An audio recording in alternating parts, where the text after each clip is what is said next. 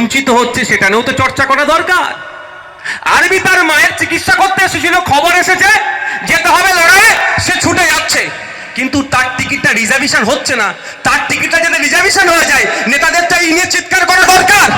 দিল্লিতে যে নেতাদের এমপিরা আছে, যারা এখানকার যে এমপি আছেন, পার্লামেন্টে গিয়ে রেলওয়ে দপ্তরের মিনিস্টারকে তো বলা দরকার যে আর্মি কোটায় যারা ডিফেন্স থেকে যারা আসবে, তারা যখন টিকিট কাটবে তাদের টিকিটগুলো যাতে সাথে সাথে রিজার্ভেশন হয়ে যায় তার ব্যবস্থা করা দরকার।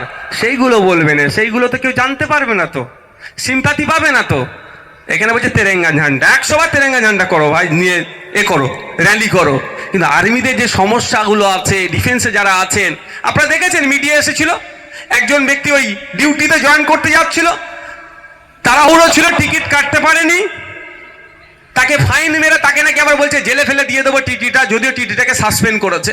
তাহলে এই সমস্যা হবে কেন ভাই? যদি আর্মি কোটাতে বা ডিফেন্সে যারা আছে তাদের কোটাতে টিকিট কাটো, সাথে সাথে তুমি তোমার রিজার্ভেশন পেয়ে যাবে, তাহলে সমস্যা মিটে যাবে। এইগুলো তো আপডেট করতে হবে।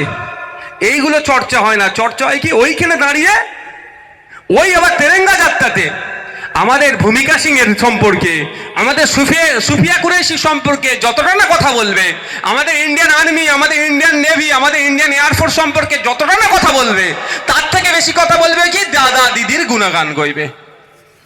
বেটাদের হাতে বন্দুক তুলে দিলে চালাতে পারবে না, যারা চালায় তারা বুঝতে পারে।